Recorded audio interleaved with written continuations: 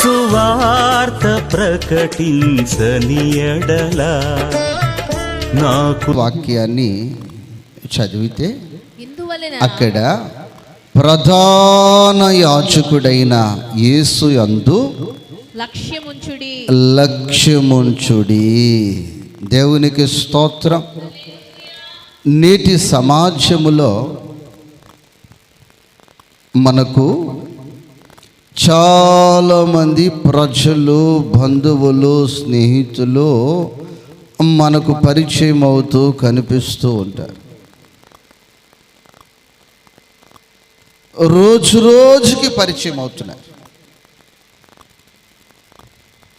మీ phone number ఇచ్చేస్తావు, WhatsApp number ఇస్తావు, మళ్ళీ వాళ్ళది కూడా తీసేసుకుంటావు. Phone number, WhatsApp.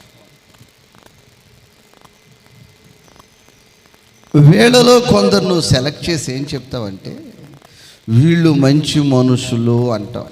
కొందరిని, ఎంతమందిని, అందరిని కాదు, కొందరిని చెప్పి ఇక ఈ మంచి వారి మీద నీ దృష్టి పెడతావు.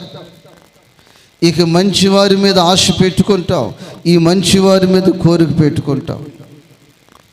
ఏంటమ్మా నీ కోరికలు, ఏంట్రా నీ ఆశలు అంటే వాళ్ళు నన్ను లేపుతారో, వాళ్ళు నన్ను లేపేస్తారు. బైబుల్ చెప్తున్న మాట, వీళ్ళందరిలో ఒకడు యేసు కాదు. యేసయ్యకున్న ప్రత్యేకత వేరు. యేసయ్యకు వీళ్ళెవరు సాటిరారు. శరీరారెవరు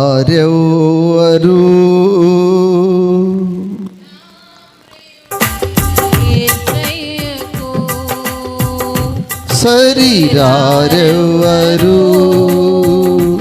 నా ప్రియుడైన యేసయ్యకు శరీరారెవరు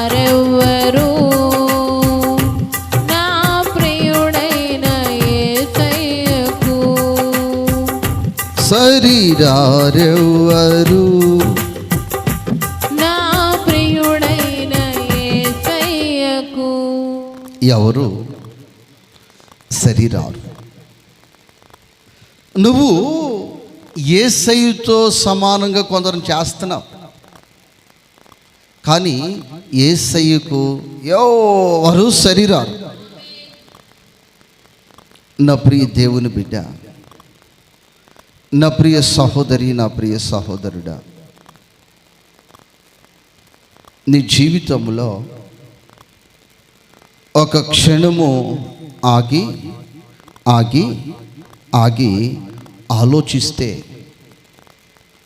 ఆలోచిస్తే యేసయ్య ఎవరు అంటే నీ జీవితంలో నీ పాపములను క్షమించువాడు. నీ పాపములను క్షమించువాడు. నువ్వు చూస్తున్నవారు ఎవరైనా సరే నీలో ఒక లోపమే చూస్తే ఆ లోపాన్ని 10 మందికి చెప్తూ ఉంటారు. ఏం చేస్తారమ్మా? 10 మందికి చెప్తూ ఉంటారు.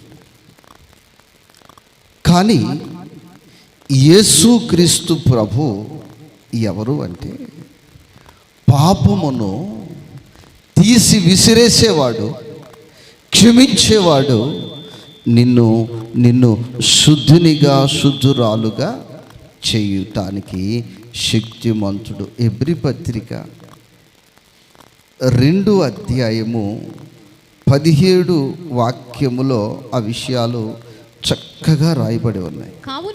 కావున ప్రజల పాపములకు పరిహారము కలుగ చేయుటకై, ప్రజలు పాపము పరిహారము కలగ చేయుటకై చాలుతుంది. అంటే నీలో ఉన్న పాపమును తీసివేయాలని, నీలో ఉన్న దోషమును తీసివేయాలని, నిన్ను సరి చేయాలని, నీ పాపమును క్షమించు దేవుడు. దేవునికి స్తోత్రం. హల్లెలూయా, హల్లెలూయా. ప్రియ దేవుని బిడ్డలారా, మరి అంతకు ముందు కూడా పాత నిబంధనలో ప్రధాన యాజకులు ఉన్నారు. వారి డ్యూటీ ఏమిటి అంటే ముందుగా వారి పాపముల కొరకు, ఆ తదుపరి ప్రజల పాపముల కొరకు బలులు అర్పించేవారు. ఏం చేసేవాళ్ళమ్మా? బలులు అర్పించేవారు. పక్షులు, అలాగే జంతువులు, ఇలా తీసుకొచ్చినవన్నీ కూడా బలులు అర్పించేవారు. ఎందుకు అంటే పాపము కొరకు. కానీ యేసుక్రీస్తు ప్రభు చేసిన పని ఏమిటి అని చూస్తే 7వ అధ్యాయములో ఆ విషయాలు ఉంటాయి.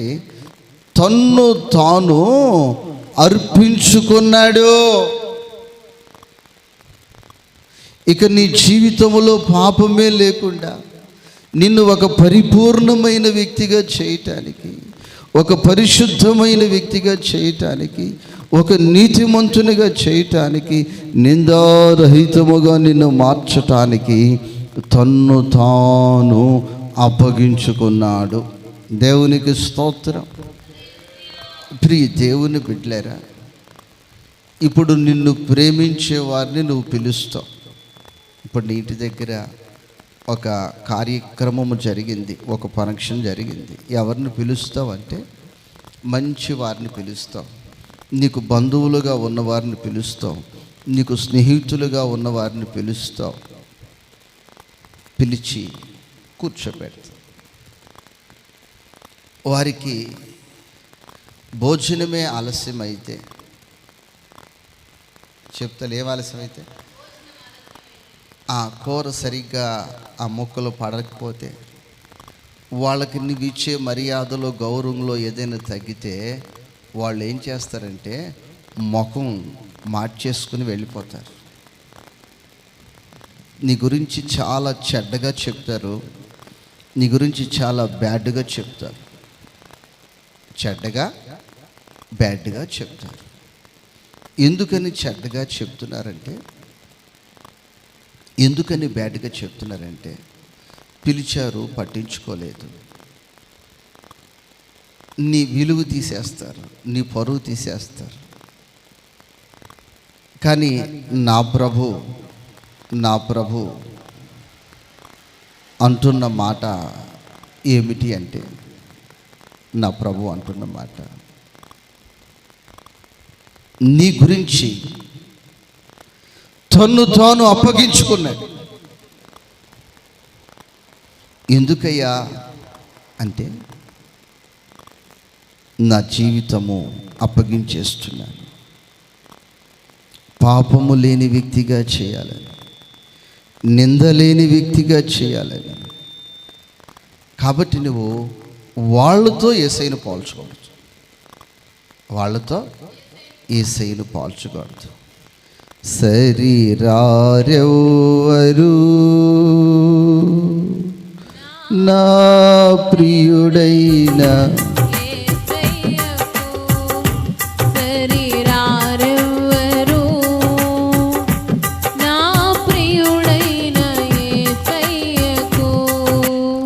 దేవుని బిడ్డలారా, ఈ మధ్యాహ్న కాల సమయములో దేవుని వాక్యము మనతో చెప్తున్న మాట ఏమిటంటే, మీరు యేసు మీదే లక్ష్యం ఉంచాలి. మీ లక్ష్యం అంతా ఎవరి మీద ఉంచాలి? యేసయ్య మీదే ఉంచాలి. ఎప్పుడైతే యేసయ్య మీద మీ లక్ష్యం ఉంటుందో మీరు సిగ్గుపడరు, మీరు సిగ్గుపడరు. ఒక ఇంటికి వెళ్ళాను, వాళ్ళు చాలా బాధపడతా ఉన్నారు. ఏంటి బాధ అని చూస్తే వాళ్ళు చాలా కాలం నుంచి ఒక వ్యక్తితో చెప్తున్నారు, మా అబ్బాయి పెళ్ళి నువ్వే చేయాలి, నువ్వే డబ్బులు ఇవ్వాలి, నువ్వే చేయాలి, నువ్వే డబ్బులు ఇవ్వాలి, నువ్వే చేయాలి, నువ్వే డబ్బులు ఇవ్వాలి. వాళ్ళు అనుకుంటా వస్తున్నారు, చూద్దాంలే, సంబంధం కుదరాలి కదా చూద్దాంలే, లగ్గం పెట్టుకోవాలి కదా చూద్దాంలే అని. లేదు మీరే చూడాలని వీళ్ళ లక్ష్యం అంతా, వీళ్ళ దృష్టి అంతా, వీళ్ళ ఆశ అంతా, వీళ్ళ కోరిక అంతా వాళ్ళ మీద.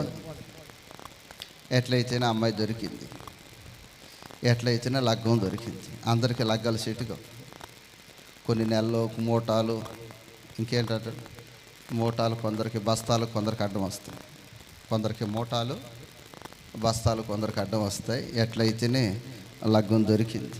దేవుని స్తోత్రం, హల్లెలూయా. దేవుని బిడ్డలకి ఏం అడ్డం రావు, దెయ్యాలకు అడ్డం వస్తాయి. అమ్మ ఎవరికి అడ్డం వస్తాయి? దేవుని బిడ్డలకి అలాంటివి ఏమి రావు. దేవునికి స్తోత్రం, హల్లెలూయా. ప్రియ దేవుని బిడ్డలేరా, పెళ్ళి దగ్గరికి వచ్చిన తర్వాత వాళ్ళు మా పరిస్థితులే బాగలేదు, దొరకవు అని చెప్పారు. ఏం చెప్పారు? దొరకవు. వీళ్ళ పరిస్థితి ఎలా ఉందంటే, చెట్టు ఎక్కి చేతులు వదిలి పెట్టేసిన వాళ్ళు కింద పడిపోతున్నాం, తల పగిలిపోద్దో, కాలు పగిలిపోద్దో, చేయి జరిగిపోద్దో, ఏది ముందు నేలకు తగిలితే అది ఇరిగిపోద్ది, అది పగిలిపోద్ది, అది ఇదైపోద్ది. అట్లా భయపడిపోతుంది, కన్నీరు కార్చేస్తున్నారు, ఏడ్చేస్తున్నారు, దుఃఖపడిపోతున్నారు, బాధపడిపోతున్నారు. ఏమో పెళ్ళింట్లో ఏడవచ్చా, పెళ్ళింట్లో బాధపడచ్చా, కళకళలాడుతుండాలి కదంటే, అయ్యా కళకళలాడే వాళ్ళమే కళ తప్పిపోయింది. కారణం ఏంటంటే మరొక వ్యక్తి మీద వీళ్ళు లక్ష్యం ఉంచారు, యేసయ్య మీద లక్ష్యం ఉంచలేదు. యేసయ్య మీద లక్ష్యం ఉంచలేదు. అనుభవంతో నేను చెప్తున్నాను, మీ లక్ష్యము యేసయ్య మీద ఉంచితే, మీ లక్ష్యము యేసయ్య మీద ఉంచితే, యేసు మీద మీరు లక్ష్యం ఉంచితే, దేవునికి స్తోత్రం. నేను చెప్తాను, ఇప్పుడు కొందరు ఉన్నారు, దేవుని మందిరానికి వస్తారు,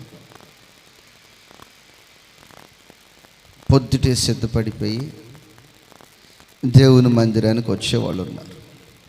అంటే వాళ్ళు లక్ష్యమంతా దేవుని మందిరం మీద పెట్టేవాళ్ళు ఉన్నారు. వాళ్ళ లక్ష్యమంతా ఏంటి?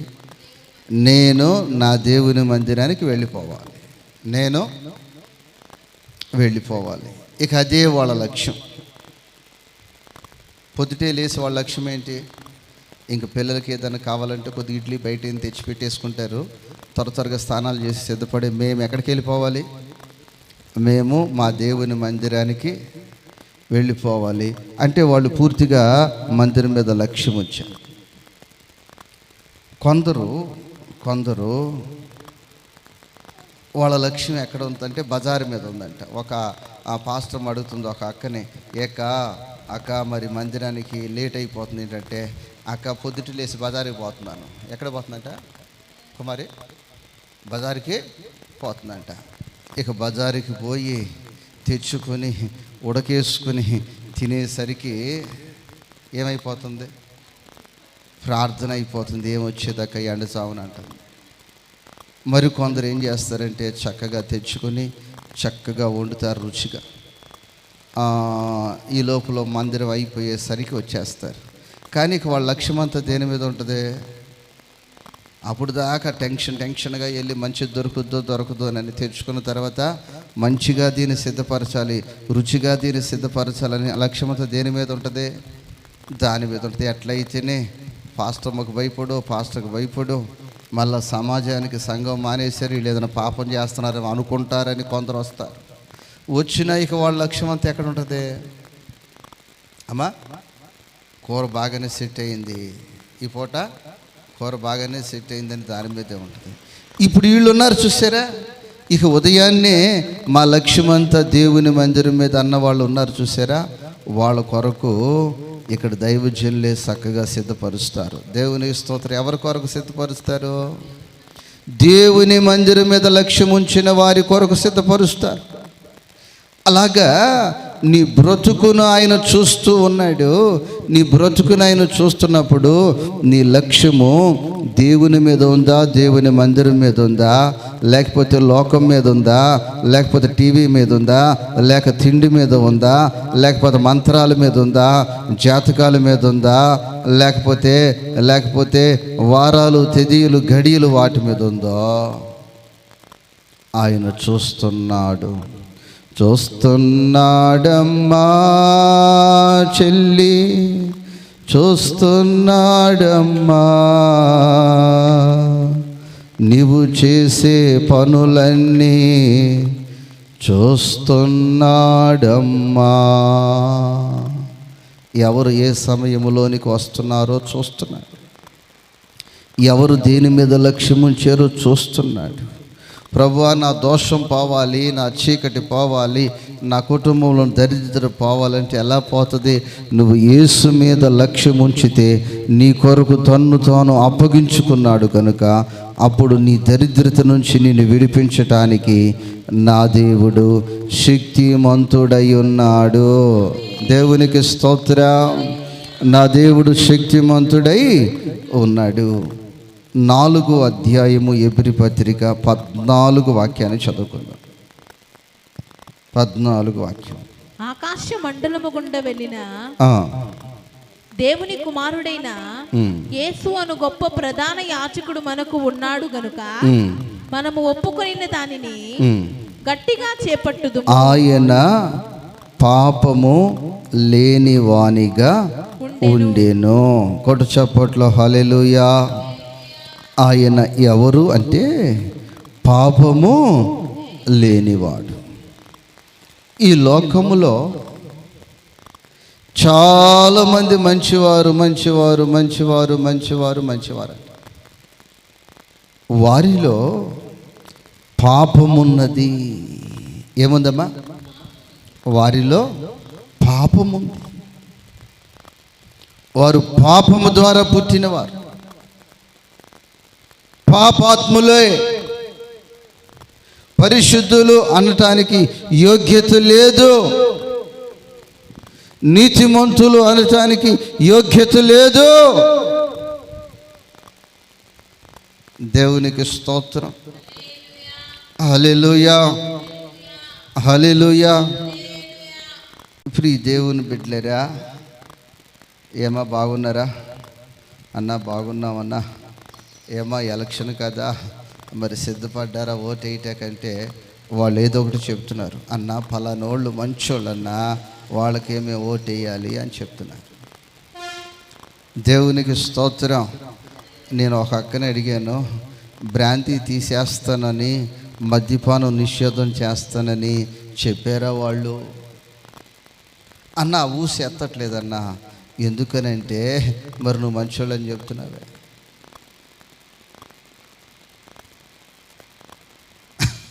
దేవునికి స్తోత్రం. కాబట్టి ప్రియ దేవుని బిడ్డలారా, యేసయ్యని ఎవరితో పోల్చకూడదు. యేసయ్యని ఎవరితో పోల్చకూడదు. ఎవరు కూడా సరిరారు, ఎవరు కూడా సరిరారు. దేవునికి స్తోత్రం. కాబట్టి ప్రియ దేవుని బిడ్డలారా, అందుకే నీ లక్ష్యమంతా ఎవరి మీద ఉంచాలి? యేసు మీద ఉంచాలి. దేవునికి స్తోత్రం. కొందరు బాధపడిపోతూ ఉంటారు. ఎందుకని ఆత్మహత్య చేసుకుంటారు, బాధపడతారు, కొన్ని గుండెలు ఆగిపోతాయి అంటే వాళ్ళ లక్ష్యము మనుషుల మీద ఉంది. వాడిపోయిందా, మా నాయకుడు చచ్చిపోయాడు, నేను చచ్చిపోతాను అంటే వాళ్ళ లక్ష్యాలంతా దేని మీద ఉన్నాయి? లోకం మీద ఉన్నాయి. యేసు మీద ఉంచో. ఎవరి మీద ఉంచో? యేసు మీద ఉంచో. ఎవరి మీద? యేసయ్య మీద ఉంచు. యేసయ్య మీద ఉంచితే యేసయ్య నిన్ను కలత చెందకుండా, నిన్ను దిగులు పడుకోకుండా ఆ పాపము లేనివాడు కాబట్టి ఆ పాపము లేనివాడు నీ జీవితంలో పాపము లేకుండా నిన్ను నడవవలసిన మార్గములో నడిపించటానికి శక్తిమంతుడై ఉన్నాడు. అందుకే కానీ అలాగే కానీ నీవు లోక సంబంధముగా నీకు ఎదురుగా కనిపించే వాటి మీద నీ లక్ష్యం ఉంచితే నువ్వు సిగ్గుపడవలసిన దినాలు ఉన్నాయి, నువ్వు అవమానపడవలసిన పరిస్థితులు ఉంటాయి. కాబట్టి అలాంటి వాటి మీద నువ్వు లక్ష్యం ఉంచకుండా యేసు మీద నువ్వు లక్ష్యం ఉంచినప్పుడు యేసయ్య నీ జీవితంలో నీకు క్షేమము అనుగ్రహించడానికి శక్తిమంతుడై ఉన్నాడు. ఎబ్రీ పత్రిక 5:9 చదువుకుందాం. ఎబ్రీ పత్రిక 5:9 మరియు ఆయన సంపూర్ణ సిద్ధి పొందిన వాడై మెల్కీసెదెకు క్రమములో చేరిన ప్రధాన యాజకుడని దేవుని చేత పిలువబడి తనకు విధేయులైన వారికి అందరికీ నిత్య రక్షణకు కారకుడాయను. ఆయన యందు నీవు లక్ష్యం ఉంచినప్పుడు నీ రక్షణకు ఆయన కారణమవుతాడు, నీ రక్షణకు ఆయన కారణమవుతాడు. కాబట్టి తల్లి, కాబట్టి సహోదరి, కాబట్టి సహోదరుడా, ఎవ్వరూ నిన్ను